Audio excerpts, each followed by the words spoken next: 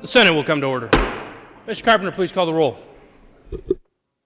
Senators Bridges, Cook, Coram, Crowder, Danielson, Donovan, Finberg, Fields, Foote, Gardner, Janal, Gonzalez,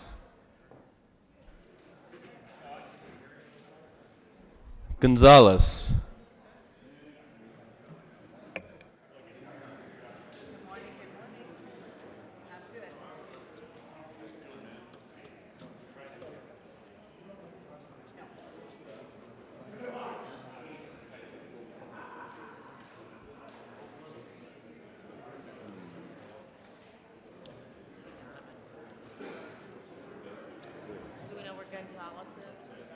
Donovan?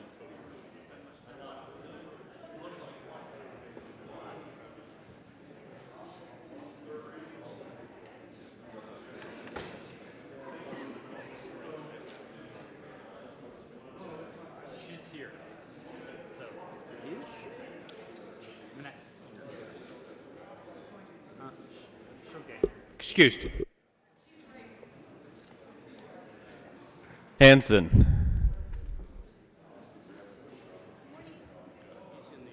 Excused. Hill, Heisey, Holbert, Lee, Lundeen, Marble, Moreno,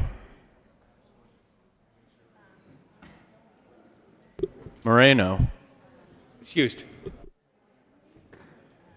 Pedersen, Excused.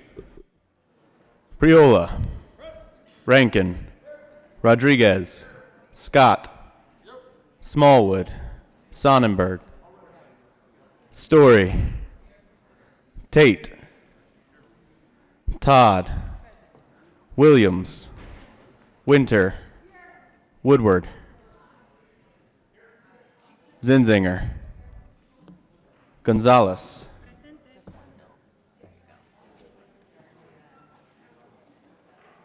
Moreno,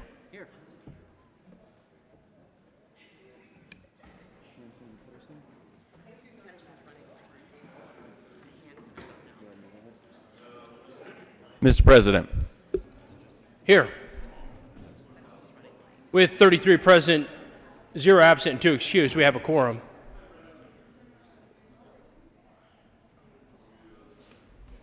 Mr. Majority Leader.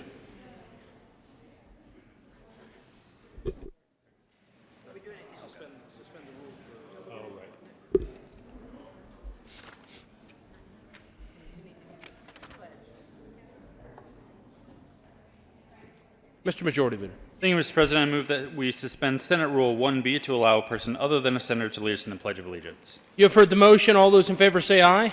All those opposed, no. The ayes have it. The motion is adopted.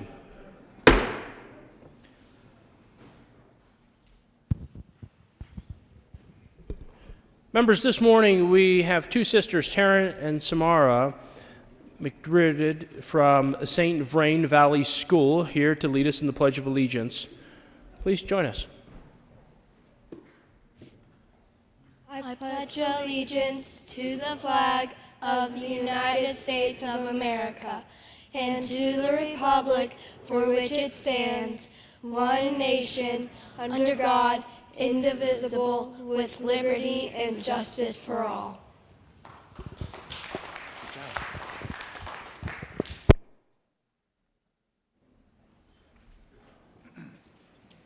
Approval of the journal. Senator Priola. Thank you, Mr. President. I move the reading of the Journal of Tuesday, March 10th, 2020 be dispensed with and the Journal be approved as corrected by the Secretary. You have heard the motion. All those in favor say aye. All those opposed, no. The ayes have it. The motion is adopted. Senate Services. Reckling Gross, Senate Bill 2333, 42, 57, 96, 104, 110, 130, 165, 178, 184, Senate Joint Resolution 18, Senate Resolution 4, correctly reading Gross, Senate Bill 183, correctly revised, House Bill 1029, 1030, 1093, 1095, 1101, 1140, 1155, 1161, and 1167, correctly revised, House Bill 1030, 1050, 1062, 1080, 1108, 1174, 1175, and 1176, correctly enrolled, Senate Bill 86. Mr. Carpenter, please add Senator Pedersen to the roll call. Committee reports. March 10th, 2020, Committee on Transportation and Energy. After consideration, Mayor's Committee is following House Bill 1145. Be referred to committee. Hold favorable recommendation. Recommendation placed on the consent calendar. Mr. Majority Leader. Thank you, Mr. President. I move that the Senate proceed out of order for a moment of personal privilege from the good senator from Aurora. You have heard the motion. All those in favor say aye. All those opposed, no. The ayes having the motion is adopted. The Senate will proceed out of order for a moment of personal privilege for the good senator from Aurora. Senator Todd. Thank you, Mr. President, and may I ask for a moment of personal privilege? Granted. Thank you. This morning it brings me great pleasure to bring a tribute to the recognition of Colorado's public schools. So I'm going to share a tribute with you, and then I'm hoping that you will all be able to go down on the first floor, possibly heard the beautiful music this morning of the choir up in the rotunda that was just filling the Capitol with wonderful melodies.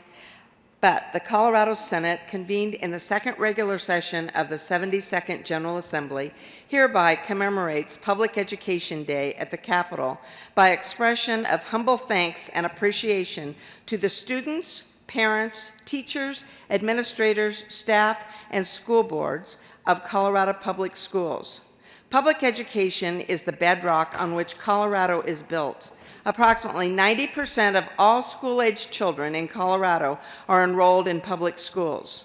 These children are our future teachers, scientists, engineers, armed service members, farmers, ranchers, and more investments in education lead to a diverse and skilled workforce that increases median wages, boosts worker productivity, and plays an essential function continued economic development and social well-being.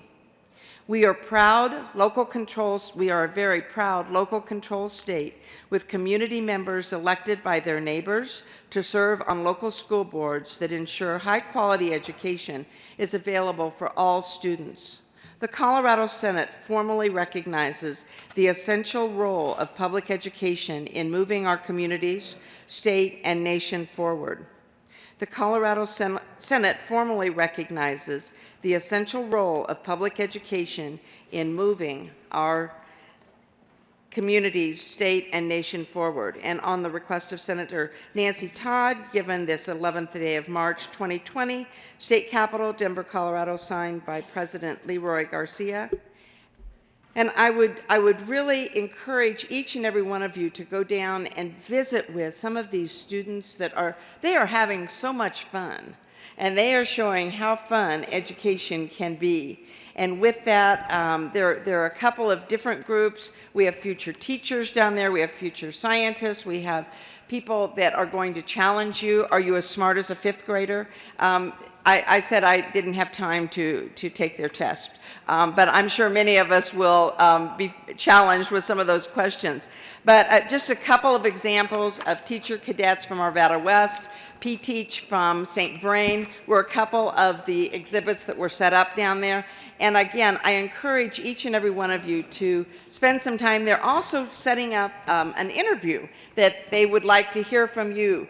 What was education like for you? Who was maybe a teacher that influenced you and made a great impact? And then on each of your desks, you'll see this great quote, "Out of public school grows the greatness of a nation," from Mark Twain, that is on your desk. And again, encourage you to look at that. Spend some time with these wonderful young students. Had a great conversation with a group of students from Campos and their 4-day school week and what kinds of things they're doing.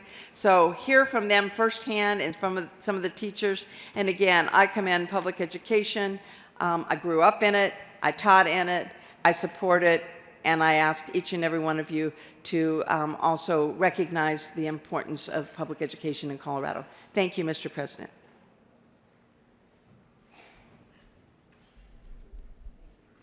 Mr. Carpenter, please add Senator Hansen to the roll.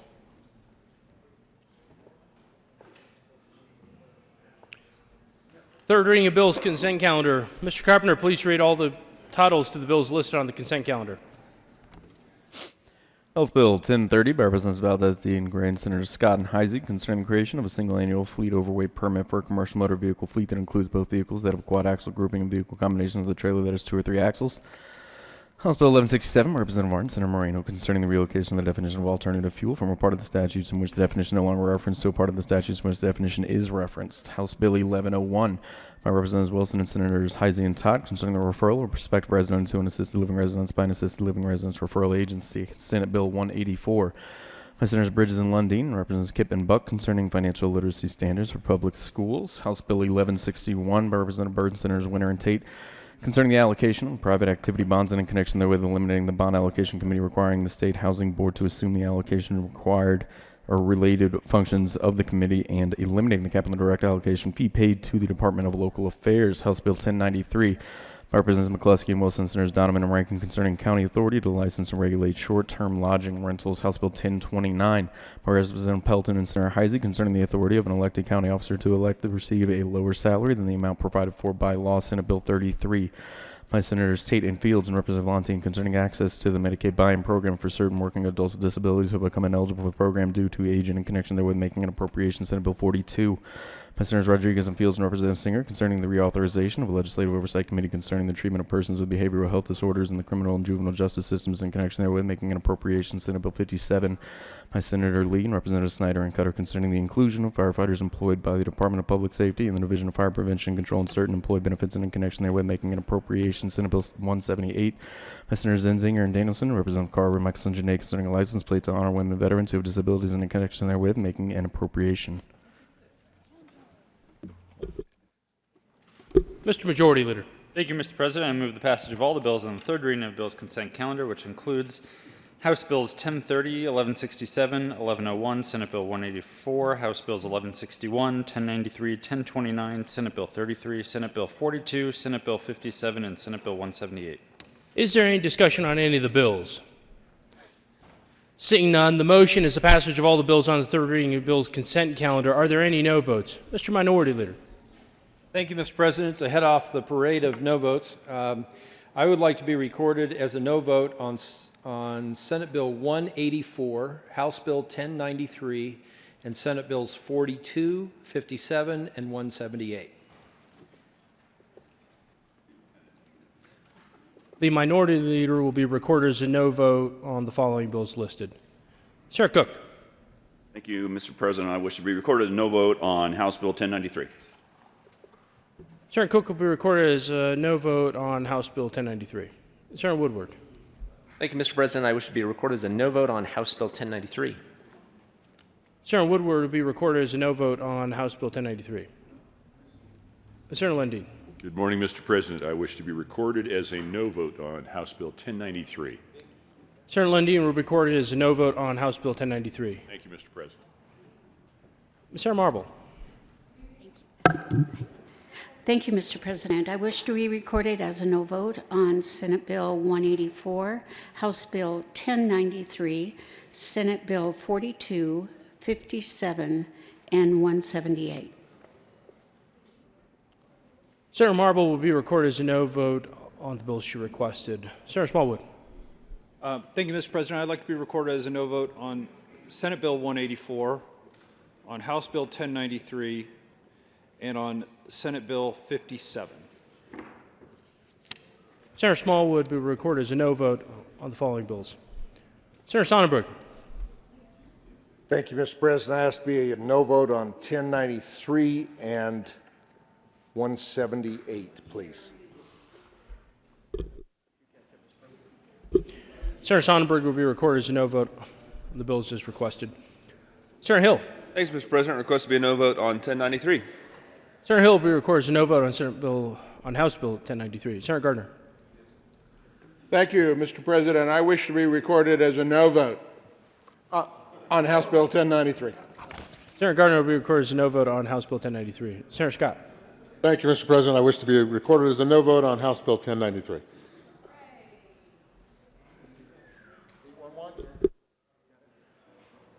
Senator Scott will be recorded as a no vote as requested.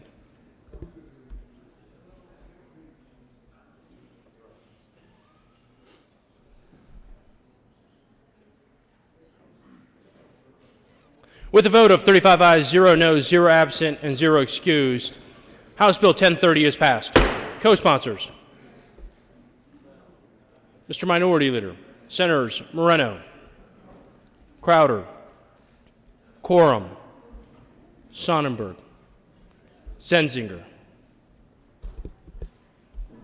Tate, Marble, Donovan, Scott,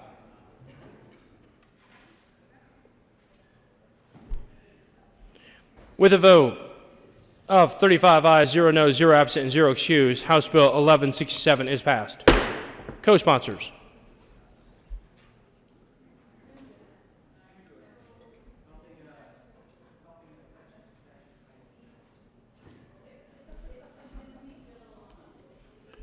With a vote of 35 ayes, 0 noes, 0 absent, and 0 excused, House Bill 1101 is passed.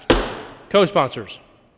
Senators Cook, Gonzalez, Moreno, Winter, Crowder, Hanson, Janal, Tate, Sonnenberg, Woodward, Lee, Pedersen, Gardner, Story, Scott, Rodriguez, Marble, Bridges. Please add the President.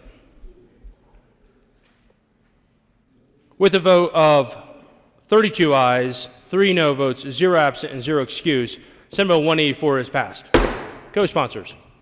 Senators Gonzalez, Priola, Crowder, Moreno, Cook, Todd, Hanson, Tate, Scott, Sonnenberg, Janal, Lee, Fields, Winter, Heisey, Story, the Majority Leader, Woodward, Williams, Pedersen.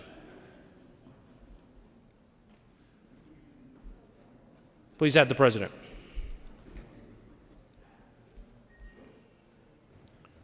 With a vote of 35 ayes, 0 noes, 0 absent, and 0 excused, House Bill 1161 is passed. Co-sponsors. Senators Zenzinger, Gonzalez,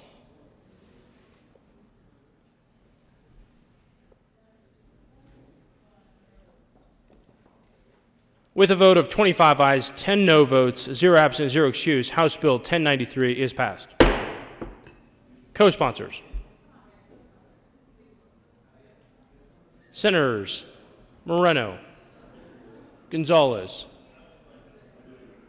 Rodriguez,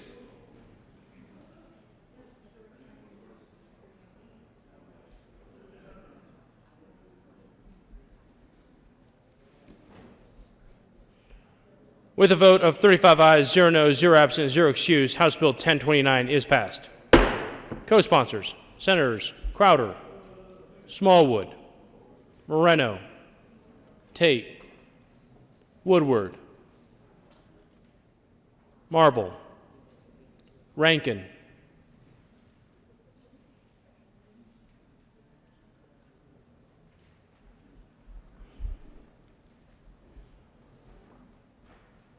with a vote of 35 ayes, 0 noes, 0 absent, 0 excused, Senate Bill 033 is passed. Co-sponsors, Senators Moreno, Zenzinger, Smallwood, Crowder, Todd, Janal, Woodward, Story, Lee, Cook, Rankin, Pedersen, Winter, Gardner, Lundeen, Hanson, Bridges, Gonzalez, Heisey, Sonnenberg, Rodriguez, Donovan, Priola, Scott, Minority Leader. Please add the President.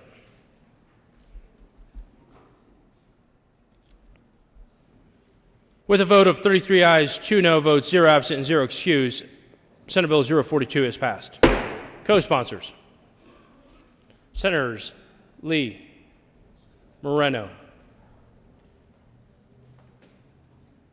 Gonzalez,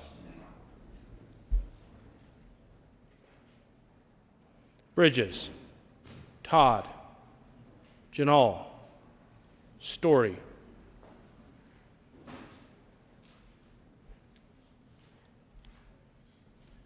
With a vote of 32 ayes, 3 no votes, 0 absent, 0 excused, Senate Bill 057 is passed.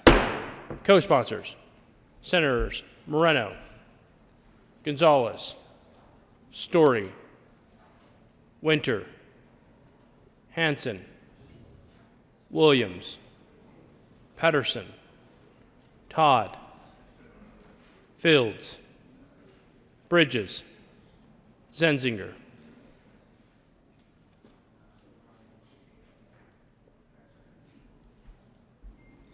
Please add the President. Please add Senator Danielson.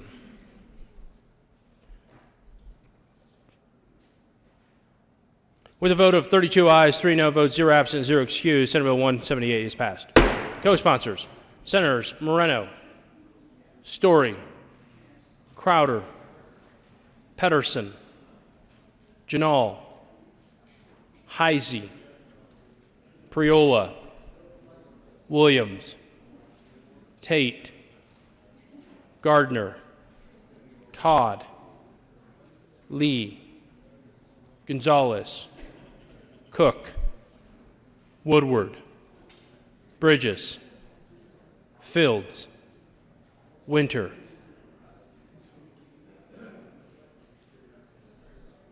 Please add the President.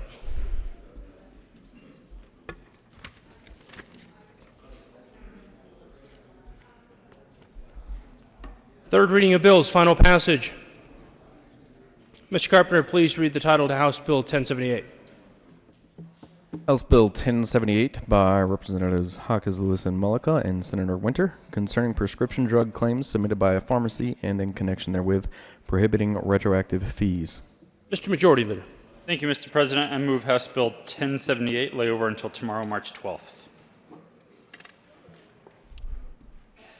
The motion is to lay over House Bill 1078 until 3/12/20. All those in favor say aye. Aye. All those opposed, no.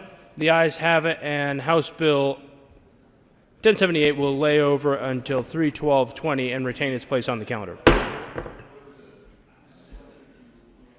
Mr. Carpenter, please read the title to House Bill 1155.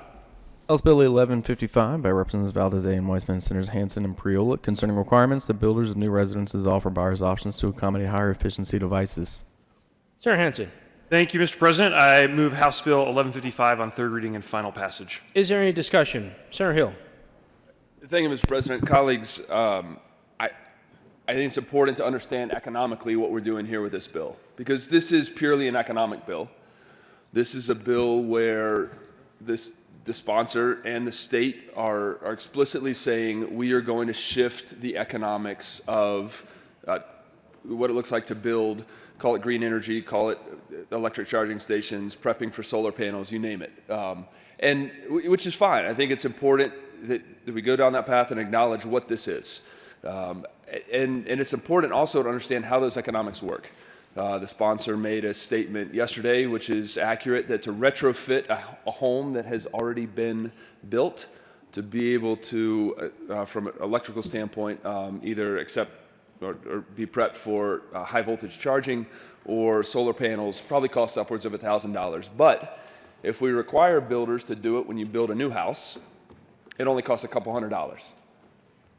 Guys, that's spot on. And when you want to look at the overall, and I think our goal is, it was not stated, but I think our goal is that by supporting this bill, by passing this bill, we're saying we want more solar panels and EV charging in home construction. But let's look at the economics of it. That's fine. Look at the economics of it. If we built 50,000 new homes last year at $200 a home, we're looking at really $1 million tax on people buying houses, $1 million in increased costs. There's a reason that the manufacturers and the home builders, they don't mind this bill. They don't mind this bill because they're just going to pass this on to the consumer. And so we're charging the consumer an extra $1 million in new purchases of homes for homes this year. And maybe 1 to 2% of those are actually going to go and upgrade their home for solar and EV charging. Those are the numbers that we're looking at right now. And maybe we're trying to change those numbers, but 1 to 2% of those.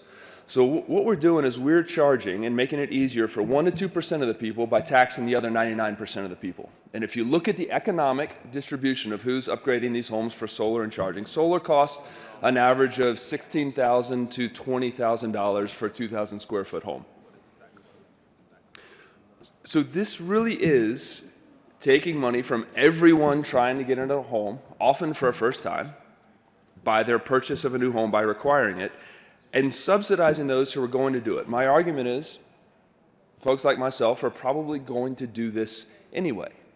We may shift a few on the margin, right? These are marginal economics that we're talking about here.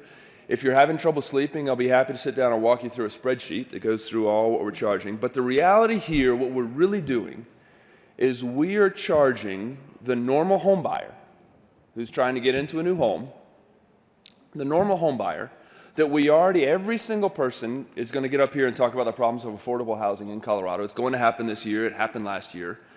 We're charging them more money so that we can subsidize a few people for upgrading their home for this type of energy. We may say that's worth it. We may say it's not worth it. I don't think it's worth it. Obviously, the sponsors say that it's worth it, but there's no way around the economics that that's exactly what we're doing here.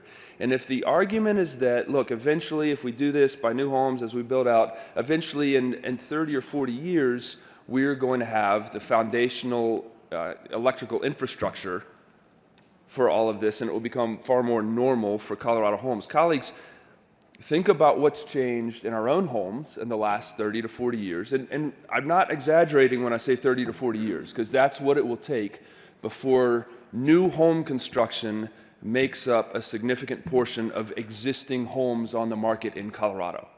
Think about what you have to do right now to update a 30 or 40-year-old home electrically. For our home that we bought that was built in 1972, we had to pay $6,000 to upgrade the circuit box.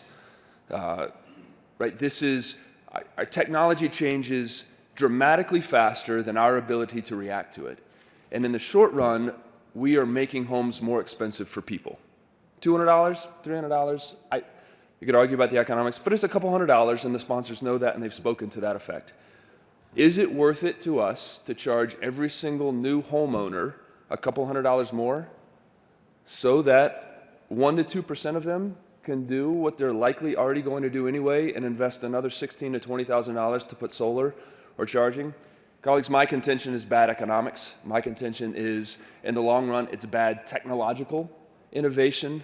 My contention is that we may feel good about this, or those who support the bill may feel good about this, but in the end, all we're doing is transferring a small amount of money from new home buyers to the small portion of folks who are already planning on going down this path anyway. Respectfully ask a no vote.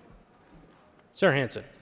Thank you, Mr. President. And colleagues, if the bill did what my friend and colleague from El Paso County claimed, we would not be considering this bill. This is not a requirement bill. I want to be 100% clear about that. This is a bill about creating options for new home buyers. So the 1% or the 3% or the 10% of new home buyers who choose to do this will be able to do it much more cheaply than if they had to retrofit. That's all this bill does. It's as if we are adding things to the list of options, the same way you might choose a granite countertop or the upgraded appliances in the kitchen or a different set of fixtures in the bathroom. We're just adding this to the list so that people, when they buy a home, if they would like to put EV charging in their garage, they can do it during construction, which, as we have all agreed, is much cheaper to do it during construction than it is to do it in a retrofit. So this bill is not about pushing costs onto home buyers. It's simply asking our home builders to make this option available to people when they build a new home. This is a consumer choice bill. This is not a mandate that everybody do this. So for the people that want the charging, that they want these options in their new home, we are making it much easier and cheaper for them to get there with House Bill 1155, and I urge your support. Senator Lundin, followed by Senator Holbert.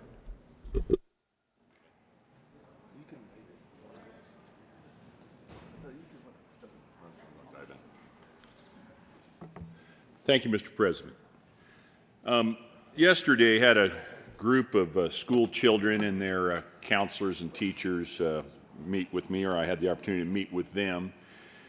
And one of the older members of the conversation, one of the teachers, said, "It seems like our freedoms are being eroded more quickly, and it's really bad in the last couple of years." And my response was, well, no, the idea that government is going to save us from ourselves has always been present, and it continues to grow slowly over time.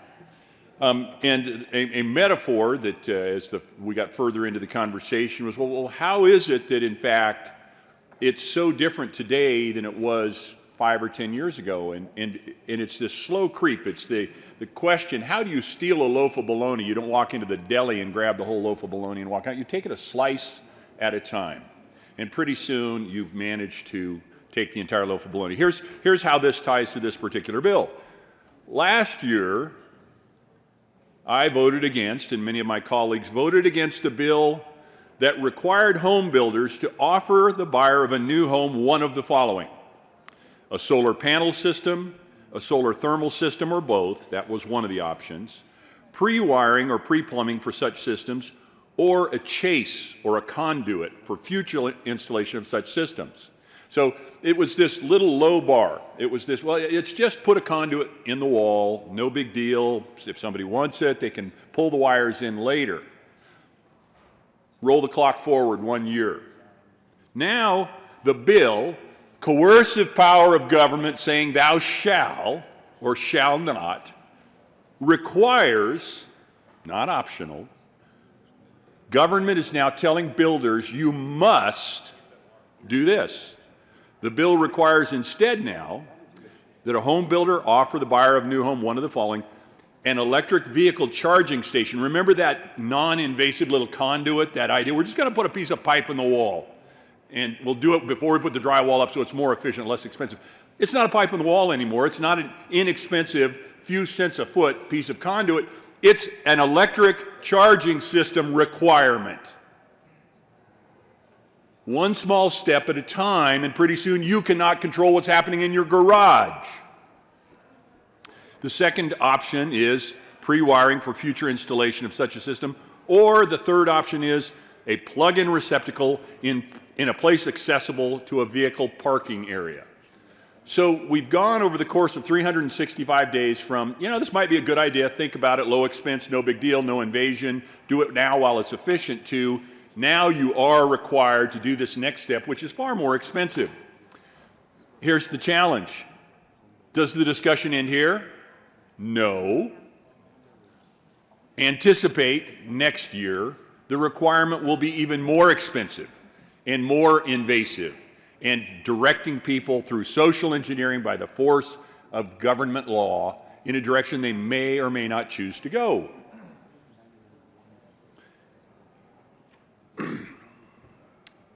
It's really, at its core, a question about, is this the right direction to go? One would argue perhaps, another would argue let the marketplace take us there. This bill says no. Do not allow for choice. Require movement in a specific direction. And that is how the loaf of bologna gets stolen. One slice at a time, over time, in a way that doesn't seem to be quite so threatening. And that is how freedoms are eroded, one small step at a time. And that is how we are driven to a social construct that we may not especially agree with, but in fact it becomes inescapable over time in small little steps. So I'm trying to relate to eye rolls from some and head nods from others how a little bill that is an echo of a bill that said just put a conduit in the wall becomes the path to loss of freedom. And this bill is exactly how that happens. Thank you, Mr. President. I appreciate the opportunity to express my perspective. Mr. Minority Leader. Thank you, Mr. President. I'll try not to repeat what's been said, but I did want to mention the fiscal note, the bill, make it very clear this is a requirement. There is no appropriation required, but the current law requires home builders to offer a buyer of a new home one of the following, and the senator from El Paso listed those three things. The bill requires that a home builder offer each of these options instead, and the good senator from El Paso listed those. The bill further requires a home builder. My concern here is that not that green, energy efficient options are being offered, and it's not that I am not so interested in those things if I were building a home. It is that it steps on choice and competition in the marketplace. If you'd like to see what these things look like, please come out to Douglas County. We have a residential development right now that's gaining state and national attention for being so advanced and offering things like 1 gig wireless in all homes, rainwater harvesting. There's solar and the electric charging systems. And if you're interested in that, I know the people at that community, it's called Sterling Ranch, but I'm not here to offer a commercial. But that's one of the things that they're featuring to people, and people are buying up those homes just as fast as they can build them. It's a success story. So am I against that? No. What this would require is that all home builders offer the same options. And well, is that a bad thing? It's bad in my opinion because we're telling them that they must do. They can't decide how they compete in the marketplace and differentiate themselves from their competition. If there are consumers out there who want these things, why can't we just let the home builder say, hey, I'm offering those things, come buy a house from me? And maybe the next consumer doesn't want these things, can say, well, I don't want to live in that community. I don't want those things. I'm going to go find a home builder that can build a home the way I want it. I don't want them to have to offer these things. But if all home builders were to step up and say they think the majority of their potential customers want these things, they're going to offer them. And they already are. But to say this isn't a bill that requires things is inaccurate. It clearly requires home builders to do this set of things, and just stepping on their ability to differentiate themselves from their competition and possibly leaving a home builder or two out there who might build a house the way I want it, which wouldn't include those things. Why do I have to now go to a home builder that must feature all of these things? I don't want any of them. Why do I have to pay for them? I shouldn't. That's why we should vote no. Senator Priola. Thank you, Mr. President. And members, I find a certain irony of me being up here today as a co-prime sponsor of this bill and speaking for the bill, in that yesterday when I reviewed the bill again at home, there were gentlemen running conduit on my house to add the additional solar panels and power walls to my house. Members, this technology is already here. All this bill requires is a conversation between the home builder and the consumer. And in the end of the day, it will save the consumer, by their choice, time and money. They will have the light go on in their head and be like, you know what? Yeah, that's a choice I want, because in my budget, an electric vehicle is a year or two out, and I would much rather have them pre-wire a plug in my garage than have to spend the time and money to call an electrician a year or two from now and, like the good senator from Adams County, have conduit running outside of their house. One of the electricians asked me which way I wanted the conduit to go. I said, well, can you run it up and under the following the other conduit from the previous set of solar panels, so my neighbors don't have to look at the conduit for the retrofit. This bill is good for the consumer. It's good for the aesthetics of the neighborhood, for the HOAs. It'll save time. It'll save money. It's much easier to run electrical before a construction job is rocked. There is no cost to the state. There is no cost to the consumer until the consumer decides to opt in on these options. Members, this technology is here. This is not for the future. It's here today. It's cost competitive with legacy technology. I ask for an aye vote. Senator Smallwood. Thank you, Mr. President. Good morning. Good morning, colleagues. I want to thank the bill sponsors for bringing this bill as another example that I can use over the next 12 months when we talk about government overreach. When we talk about how this General Assembly can't help itself but to get involved in private business in whatever way possible. When I look at the fiscal note and I see the bill requires that home builders fill in the blank, the bill further requires that a home builder do this. That tells me everything that I need to know about this bill. Is that we in the General Assembly apparently are just so convinced that home builders and every other business that we continue to attack with death by 1,000 cuts, we don't feel that you know how to appeal to the customer. We are so convinced that you don't know what the customer wants and how to differentiate yourself and to provide a product that consumers are interested in, that we are going to tell you how to do it and that you need to do it yet again. The bill requires, the bill further requires. We're going to continue to do this as if requiring businesses to do things have no cost. That a home builder in this example of one of several dozen bills we've seen over the last 4 years, as if this bill doesn't have any cost to a home builder who now has another requirement that they need to comply with. That when they go through their list of options, they don't need to throw away all the stuff from last year, build new stuff for this year, and add all of these requirements, talk to all their contractors about the capabilities that they have to have and the surpluses that they have to build. Members, if this was really necessary, if the technology, as the good senator from Adams County is already here, don't you think maybe home builders would have figured that out since they're competing against other home builders?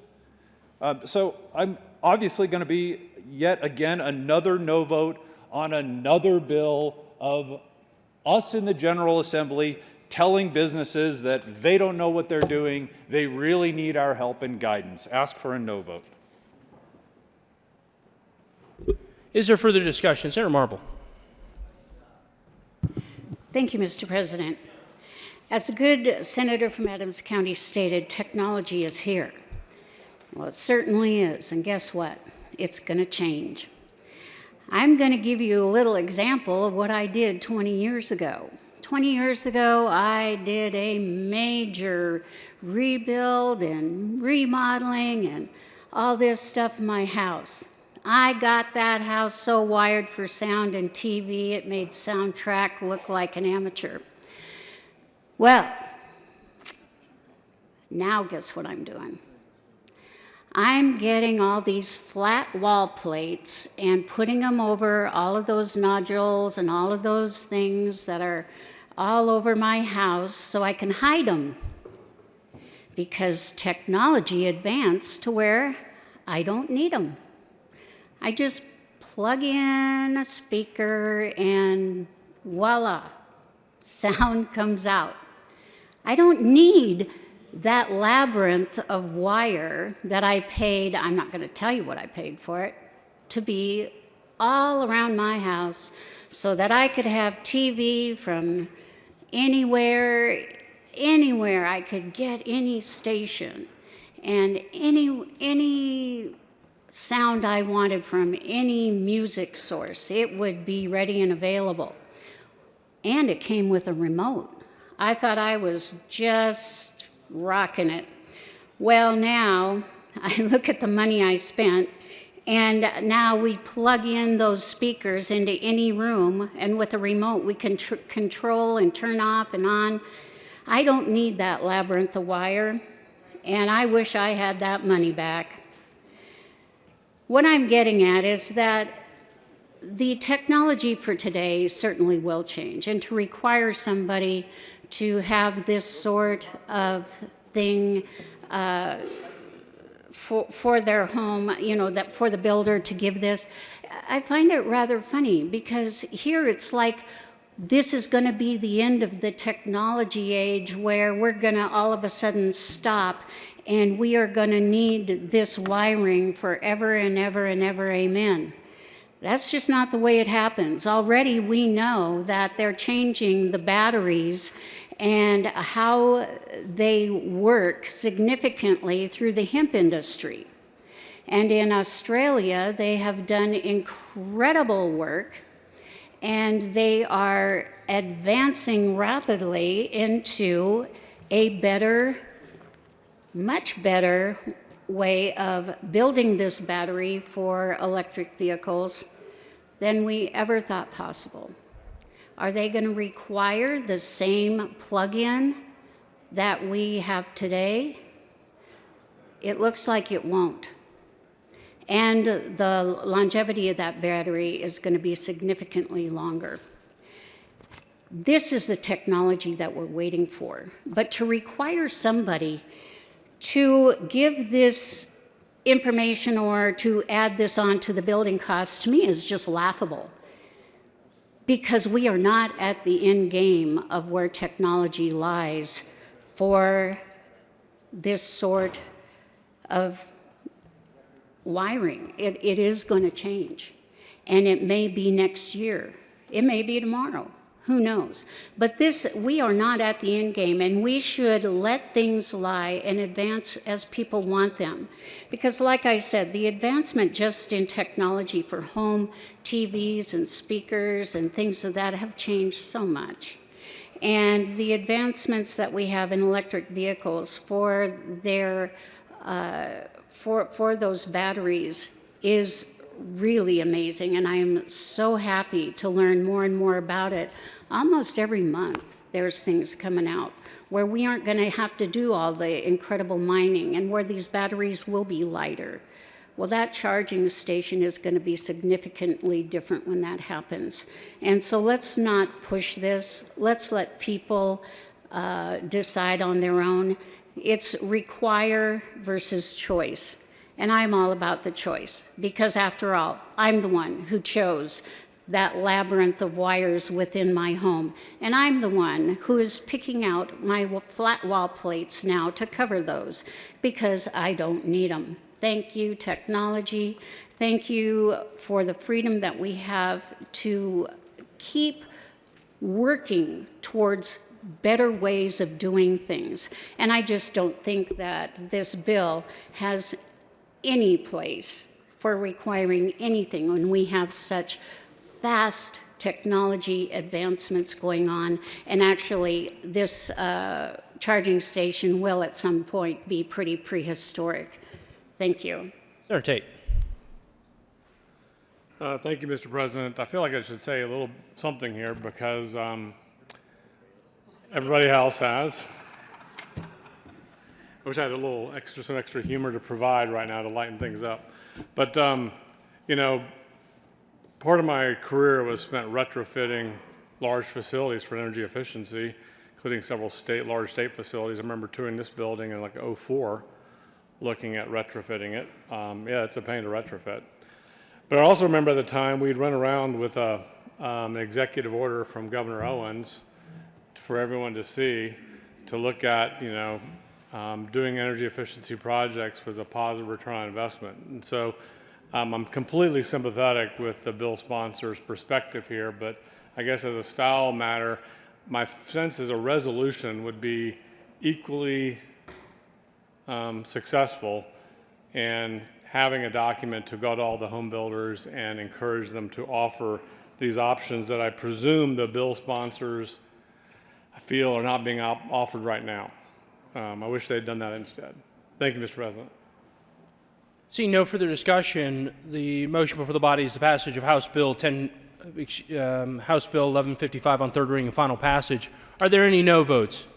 Mr. Minority Leader, Senators Lundin, Cook, Quorum, Marble, Hill, Crowder, Sonnenberg, Heisey, Gardner, Woodward, Tate, Smallwood, Rankin, Scott.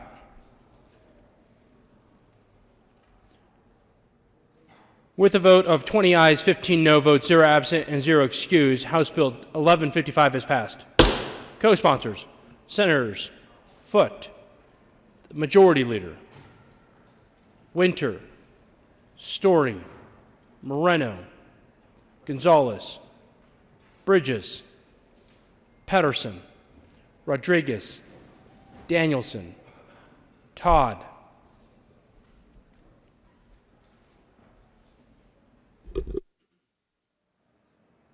Mr. Carpenter, please read the title to Senate Bill 165.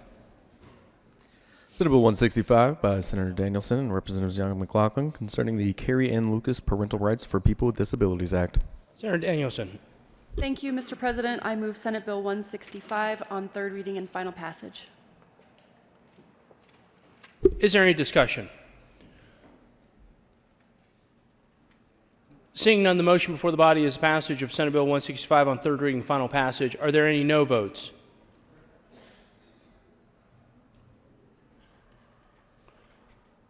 With a vote of 35 ayes, 0 noes, 0 absent, and 0 excused, Senate Bill 165 is passed. Co-sponsors, Senators Crowder, Bridges, Fields, Todd, Hansen, Majority Leader, Gonzalez, Moreno, Pedersen, Zenzinger, Donovan, Williams, Rodriguez, Janal, Story, Winter. Please add the President. Mr. Carpenter, please read the title to House Bill 1095. House Bill 1095 by Representative Art and Senators Bridges and Hansen concerning the authority of a local government's master plan to include policies to implement state water plan goals as a condition of development approval and in connection with making appropriation. Senator Bridges. Thank you, Mr. President. I move for the passage of House Bill 1095 on third reading. Is there any discussion? Senator Sonnenberg. Thank you, Mr. President. And I apologize I didn't get back down here quick enough after the amendment was withdrawn yesterday to discuss this, so I'll be very brief. Members, you don't need this. We already have organizations that do this. Colorado Water Conservation Board, Colorado Foundation for Water Education, Conservation Colorado. All of those organizations do this education aspect. The kicker for me is both on page 3, starting with line 11, where it says that the department may hire and employ another employee to do this. And then on page 5, where it talks about, again, hiring and employ one full-time employee to provide educational resources and assistance to municipalities that include water conservation policies in their master plans. They can do this now. This is feel good, I get that, but we're wasting taxpayer dollars on one employee. I know it's just one employee. That's one less teacher. Ask for your no vote.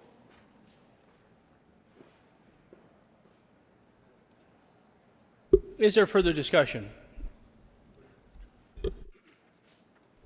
Senator Heisey. Thank you, Mr. President.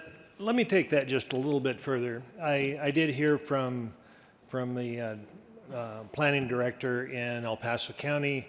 It is a county that has master plans, it has sub-area plans. He appreciated the fact that it is optional. The county doesn't have to opt in. However, once you do opt in, now it is very prescriptive as to what you have to have in your plan. So based on that, he encouraged a no vote, and I would encourage the same. Senator Bridges. Thank you, Mr. President.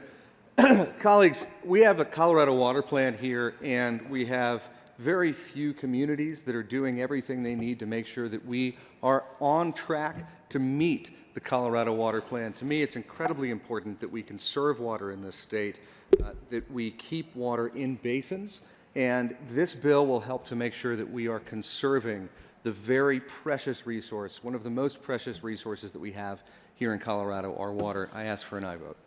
Is there further discussion? Seeing none, the motion before the body is the passage of House Bill 1095 on third reading, final passage. Are there any no votes? Mr. Minority Leader, Senators Marble, Sonnenberg, Crowder, Smallwood, Lundin, Hill, Cook, Woodward, Gardner, Rankin, Quorum, Scott, Tate, Heisey.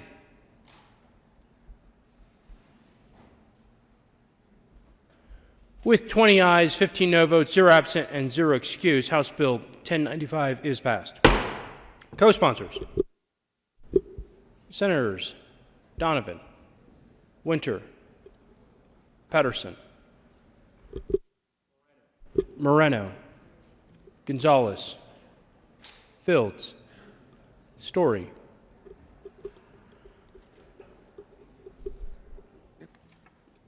Did most of the work. Todd. Please add the president.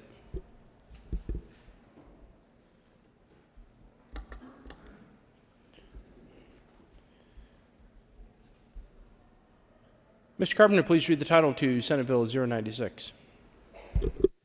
Senate Bill 96 by Senators Rodriguez and Holbert and Representatives Duran and Carver concerning an authorization for notaries public to perform notarial acts using audio-video communication. Mr. Minority Leader. Thank you, Mr. President. I move Senate Bill 96 on third reading and final passage, ask for an aye vote, and offer my personal congratulations to the real sponsor of this bill. The good senator from Denver did something that I thought would have been impossible on the 119th day, looking back to the 119th day of last session.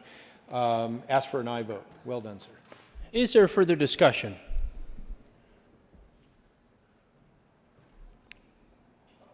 Senator Gardner.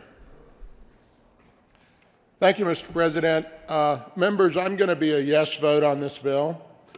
I'm going to be a yes vote on this bill, not because I think it's a terribly great solution in all ways, but I'm tired of hearing about it.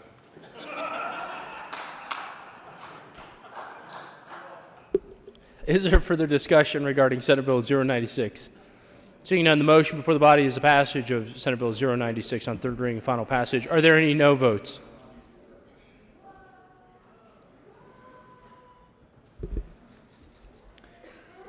With a vote of 35 ayes, 0 noes, 0 absent, and 0 excused, Senate Bill 096 is passed. Co-sponsors: Senators Sonnenberg, Todd, Story, Janal, Fields, Williams, Marble, Bridges, Lee, Smallwood, Tate.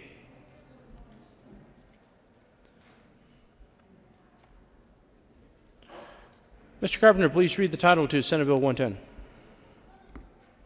Senate Bill 110 by Senators Williams and Holbert and Representative Snyder concerning fines levied by a licensing authority for violations of law related to alcohol beverages and in connection therewith making an appropriation. Mr. Minority Leader. Thank you, Mr. President. On behalf of the chair of the Senate Business Committee and my friend from Denver County, I move Senate Bill 110 on third reading, final passage, and ask for an aye vote. Is there any discussion? Seeing none, the motion before the body is the passage of Senate Bill 110 on third reading, final passage. Are there any no votes? Senators Sonnenberg, Smallwood,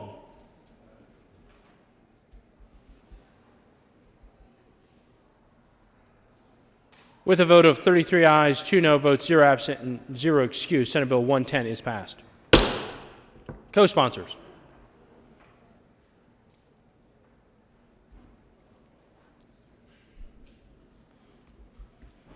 Mr. Carpenter, please read the title to Senate Bill 023. Senate Bill 23 by Senators Gardner and Gonzalez and Representatives Michelson, Janae, and Van Winkle concerning creating a multi-agency working group to address school safety and in connection therewith making an appropriation. Senator Gardner. Thank you, Mr. President. I move, along with my co-sponsor, Senate Bill 23 on third reading and final passage. Is there any discussion? Seeing none, the motion before the body is the passage of Senate Bill 023 on third reading and final passage. Are there any no votes?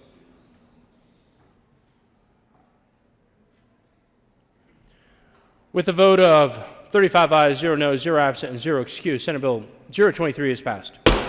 Co-sponsors: Senators Bridges, Smallwood, Sonnenberg, Janal, Zenzinger, Winter, Fields, Cook, Quorum, Moreno, Lee, Priola, Tate, Scott, Rankin, Pedersen, Todd, Story, Woodward, Heisey, Crowder.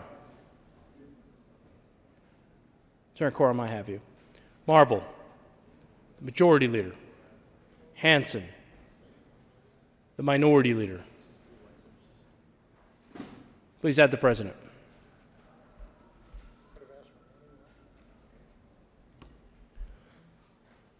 Mr. Carpenter, please read the title to House Bill 1148. House Bill 1148 by Representatives Soper and Singer and Senators Fields and Gardner concerning punishments related to offenses committed against a deceased human body. Senator Fields. Good morning, Mr. President, colleagues. We move House Bill 1148 on third reading and final passage. Is there any discussion? Seeing none, the motion before the body is the passage of House Bill 1148 on third reading and final passage. Are there any no votes?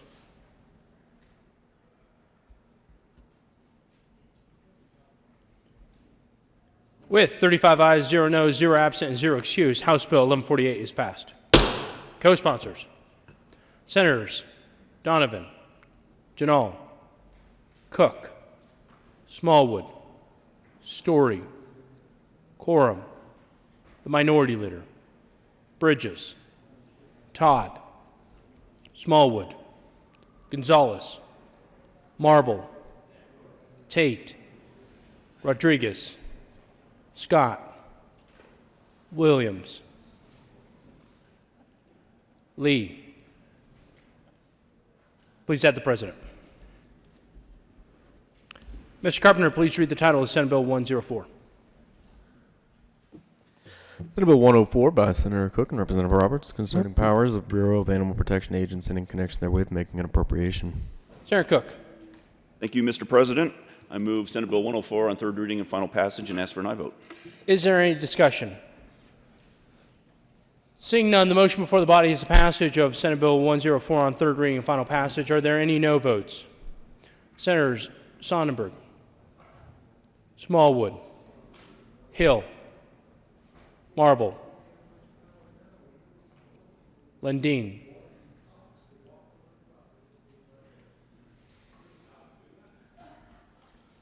with 30 ayes, 5 no votes, 0 absent, and 0 excused, Senate Bill 104 is passed.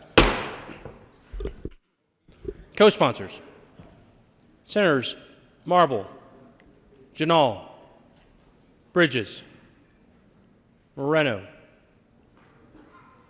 Fields,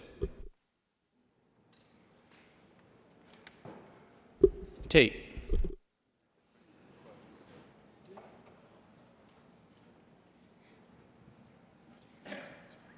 Senator Tate. Thank you, Mr. President. I'd like to be listed as a co-sponsor on Senate Bill 110, please.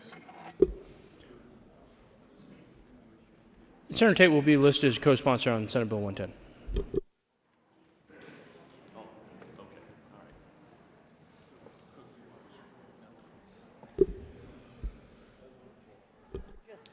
Mr. Carpenter, please read the title of Senate Bill 130. Senate Bill 130 by Senators Donovan and Rankin, Representative McCluskey and Wilson concerning backcountry search and rescue services in Colorado and in connection therewith making an appropriation. Senator Rankin. Thank you, Mr. President. We move Senate Bill 130 on third reading, final passage. Is there any discussion? Seeing none, the motion before the body is the passage of Senate Bill 130 on third reading and final passage. Are there any no votes? Senators Cook, Priola, Smallwood, Marble,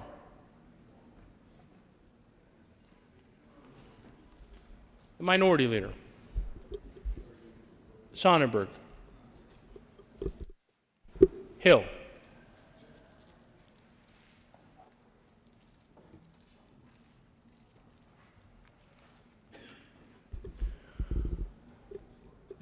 with 28 ayes, 7 no votes, 0 absent, and 0 excused, Senate Bill 130 is passed. Co-sponsors. Senators Tate, Fields, Gonzalez, Danielson, Bridges, Lee, Rodriguez, Janal, Pedersen, Zenzinger, Winter, Story, Hanson, Moreno, Todd, Majority Leader. Please add the President. So what was it? Senate 104? But you don't. So just clarify, you do not want to be listed as a co-sponsor on 104. Senator Marble. Thank you, Mr. President. I wish to have a clarification that it was not me who co-sponsored Senate Bill 104.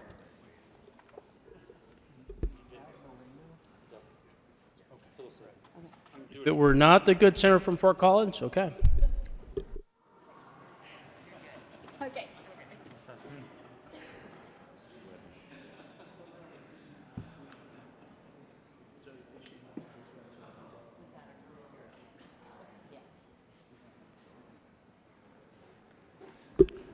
Mr. Majority Leader.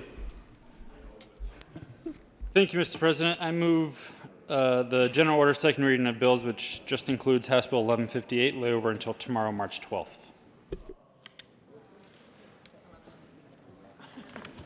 It's the new 93.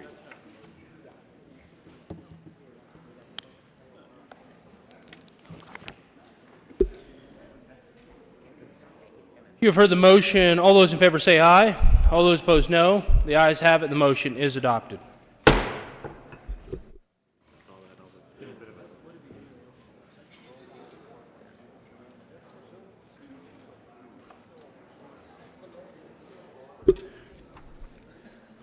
Introduction of bills. House Bill 1003 by Representatives Robertson Rich and Senators Donovan and Scott concerning modifications to the Rural Jump Start Zone Act and in connection therewith making an appropriation. Finance.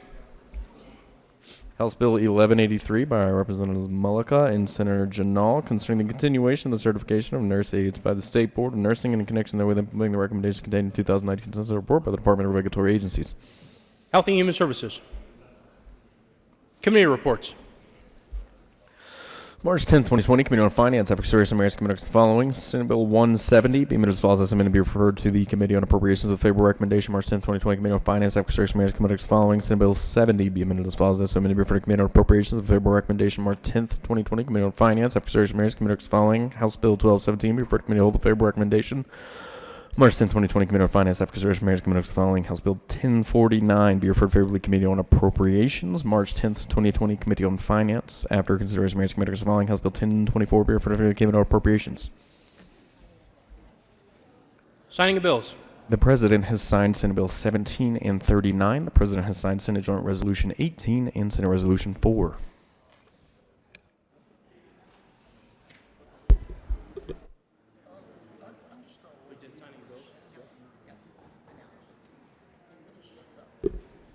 Announcements. Senator Williams. Thank you, Mr. President. Members of the Business, Labor, and Technology Committee will meet at 1:30 today. We have 3 of the appointments on some boards, and we'll hear 1039, 1165, and 1136 in that order. See you at 1:30. Senator Donovan. Thank you, Mr. President. Tomorrow in Senate Ag, we will be adding House Bill 1223. House Bill 1223 will be added to tomorrow's Senate Ag hearing. Thank you.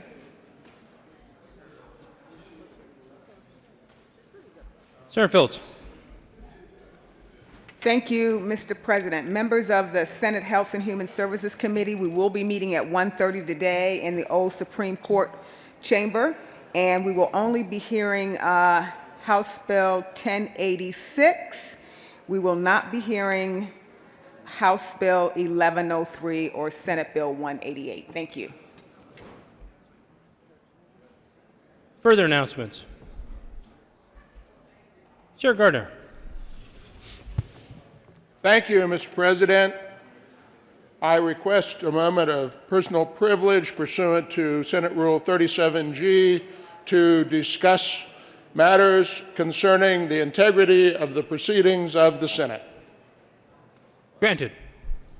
Thank you, Mr. President.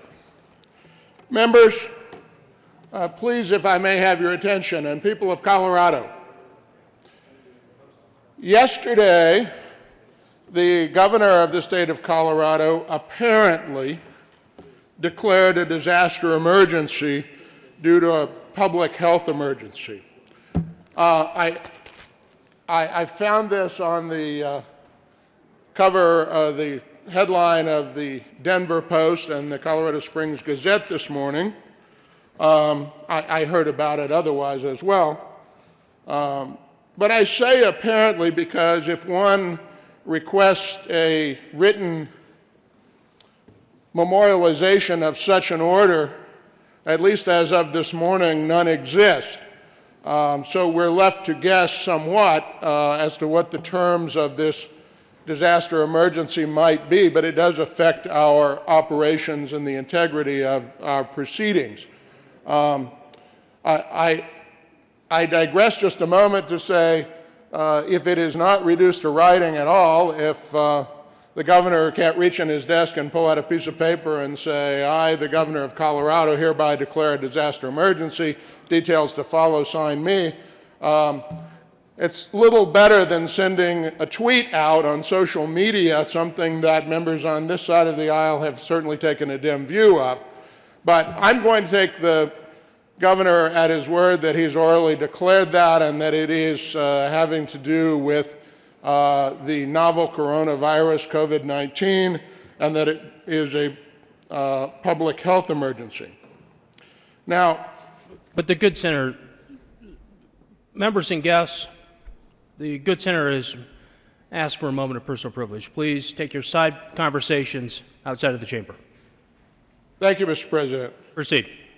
Now, the gravity of this and the importance is that under Joint Rule 44G, it says that notwithstanding the provisions of Joint Rule 23D of the Joint Rules of the Senate and House of Representatives regarding counting legislative days of a regular session as consecutive days, the maximum of 120 calendar days prescribed by Section 7 of Article 5 of the state constitution shall be counted as 120 separate working calendar days if the governor has declared a state of disaster emergency due to a public health emergency pursuant to Section 2433.5704.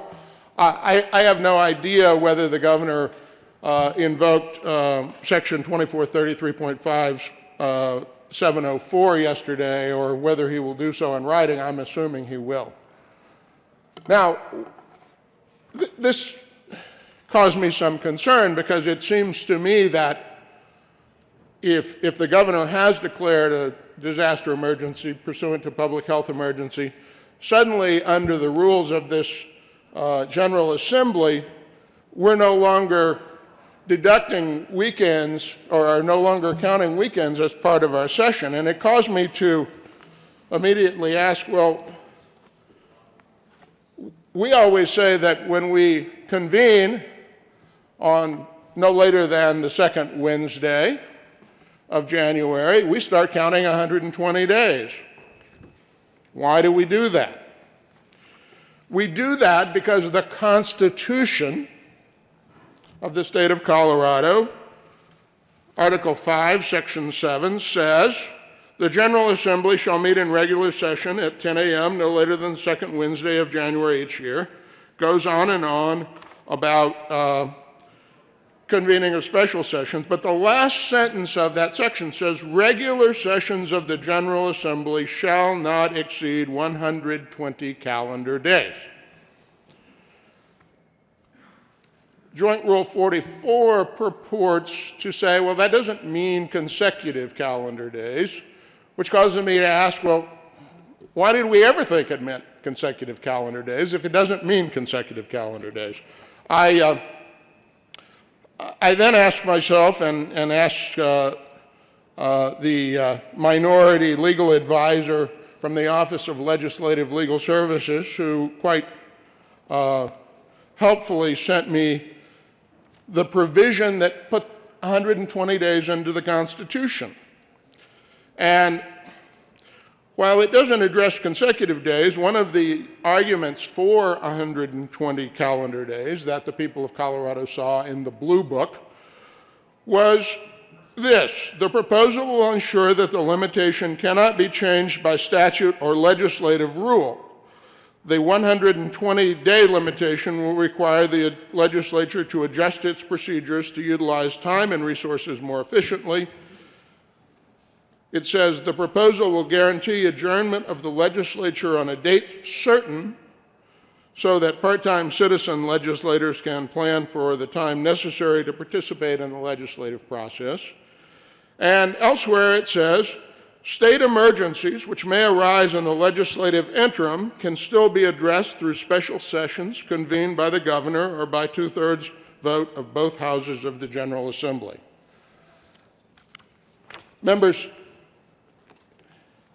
if this body believes that Joint Rule 44G, a rule of the legislature, somehow permits us to disregard the common understanding and what we do with respect to the Constitution, that is, regular sessions of the General Assembly shall not exceed 120 calendar days, we need to think about it pretty seriously. Because I don't know, I think many of you have been here when we hit midnight on the last day of the session, and the gavel came down and we were adjourned, and anything that happened thereafter is a legal nullity. So if it is the plan or the understanding of the General Assembly that we would continue proceedings purporting to be the second session of the 72nd General Assembly on May 7th and after, we run the risk that it is a nullity. You run the risk that I won't show up, and I don't know, on a call of the Senate, maybe you wouldn't send sergeants to get me, but if they did and brought me back, I might file a writ of habeas corpus. I mean, I've spun all sorts of things out in my head about Rule 44G, which I believe to be unconstitutional, because I believe that at midnight, May the 7th, the second session of the 72nd General Assembly ceases, and we have no authority to pass any further law, take any further action, to do anything at all. And if we purport to do so, we put it in legal question. Now, what do we do about that? Well, it does occur to me that constitutional questions like this, if one is going to purport to proceed in this way and endanger whatever might be done or cause legislators to be here or put them into the situation of, do I even vote? Because if I even vote, I'm purporting to violate the Constitution of the state of Colorado, which I took an oath to support. Well, it turns out if you go to Article 6, Section 3, which is the Judicial Department, it says what the Supreme Court has jurisdiction to do. And one of those things is, in the last sentence, the Supreme Court shall give its opinion upon important questions upon solemn occasions when required by the governor, the Senate, or the House of Representatives, and all such opinions shall be published in connection with the reported decision of said court, commonly referred to as interrogatories. Mr. President, members, people of Colorado, I do not believe, Joint Rule 44G notwithstanding, that we have the authority under the Constitution to continue meeting in regular session past May 6th, 2020, and that if we do so, it is a nullity. However, if we believe that that is the case and we go down that road, I strongly urge this chamber to request that interrogatories be prepared, that we vote a resolution, and that we request the state Supreme Court to answer those interrogatories as to whether or not we have the authority to not count interim calendar days. I could argue on and advocate for an hour about this. I appreciate Mr. President's indulgence, your attention, members of the Senate and the people of Colorado. Thank you.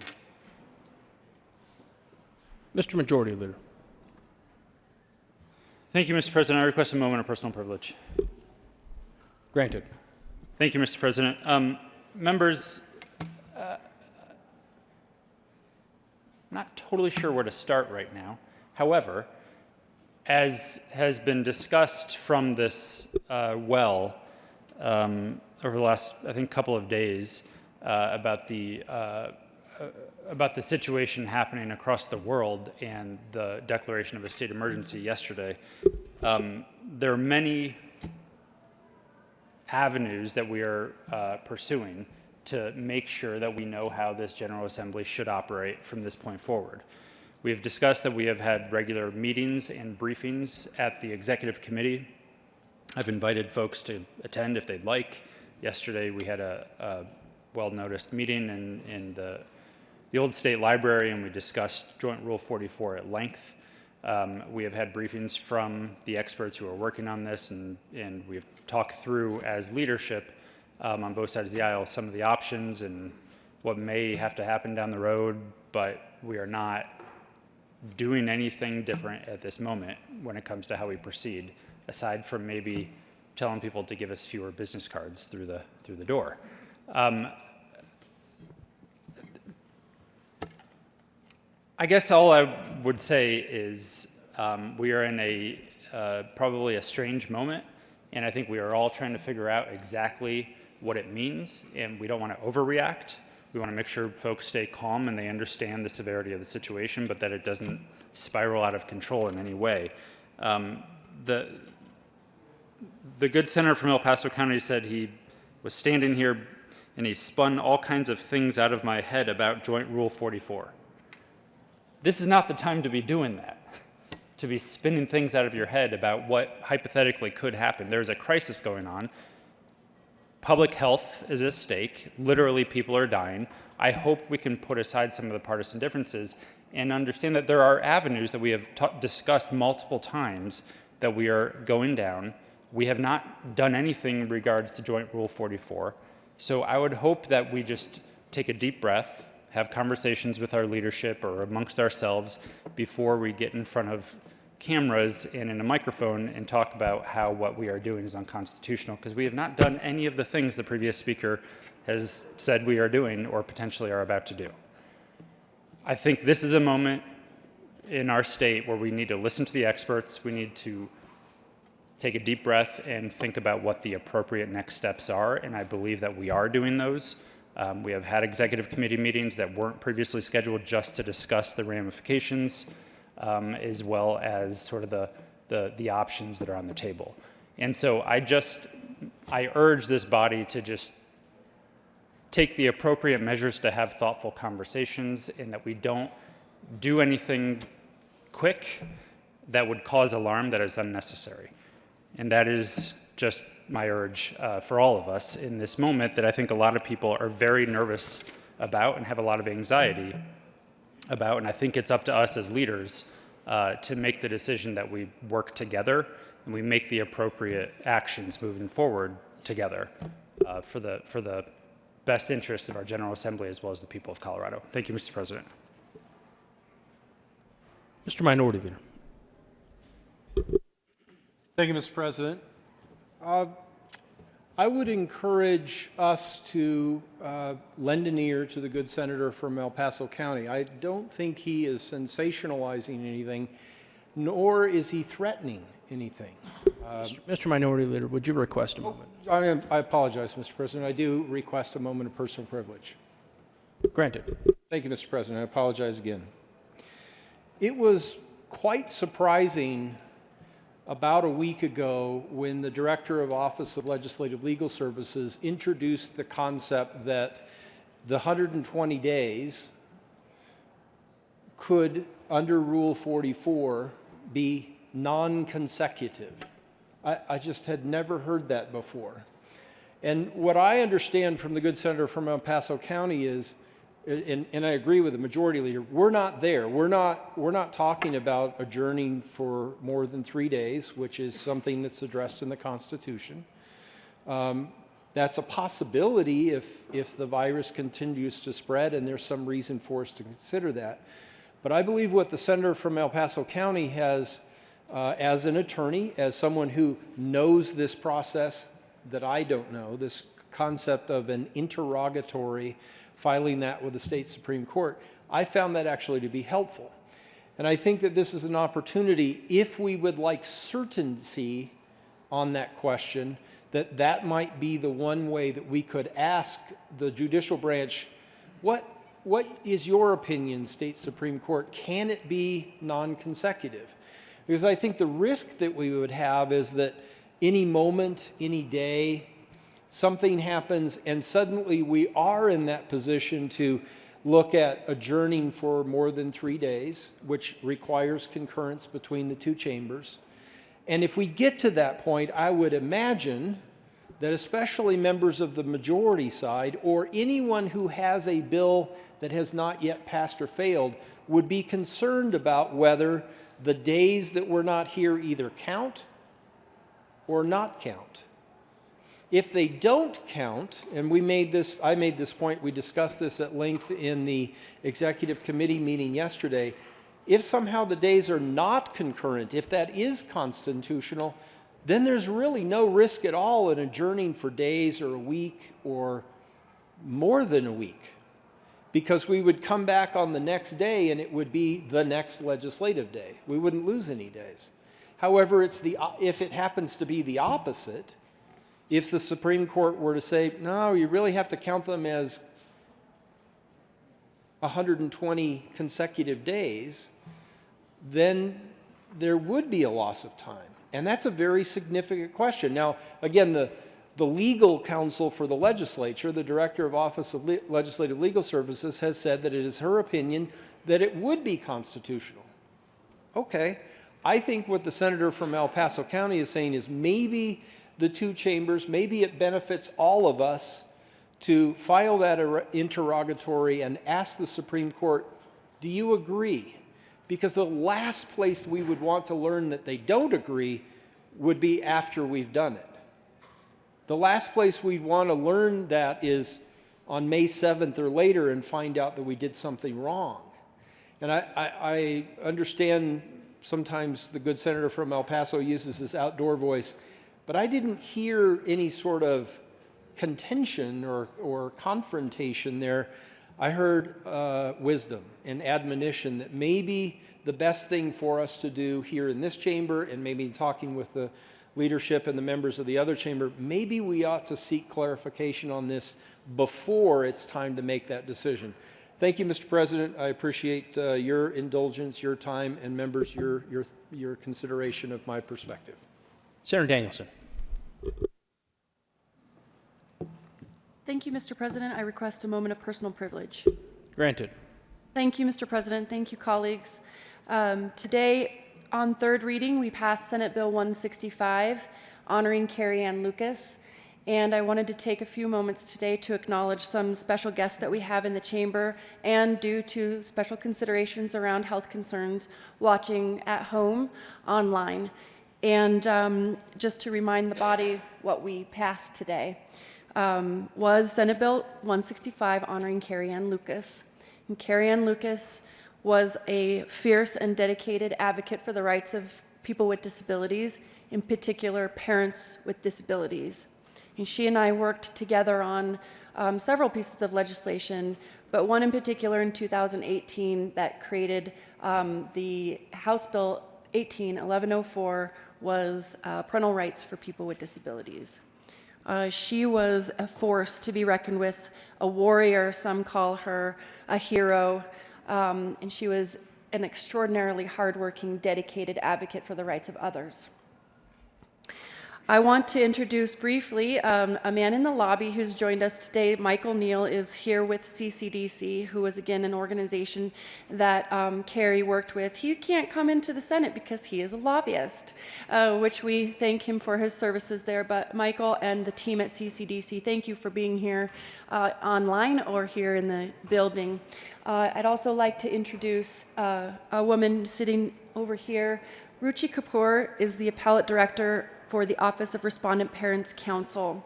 And I worked with her alongside Carrie on the bill that we were so proud to pass together. But Carrie was also a staff attorney in her office. And I want to thank Ruchi and the team for all of your very, very hard work and all that you've added to the state, the fights that we fought alongside Carrie. We worked closely with the National Federation of the Blind of Colorado, Disability Law Colorado, the Cross Disability Coalition, Not Dead Yet, ADAPT. Carrie founded Disabled Parents' Rights. She worked at the Office of Respondent Parents Council. She was trained to run for office at Emerge Colorado. And for all of her colleagues, friends, and family who are watching and here today with us, you have my gratitude. You have our respect and my continued dedication to fight for the values that Carrie fought for. And I want to just again offer my thanks and congratulations on the things that we got done while she was here, my condolences for your loss in her untimely death, and my commitment to fight for her values and her work. And so with that, Mr. President, I just would like the guests to be recognized today for their hard work and honor the family, in particular, of Carrie Ann Lucas and our colleagues and friends.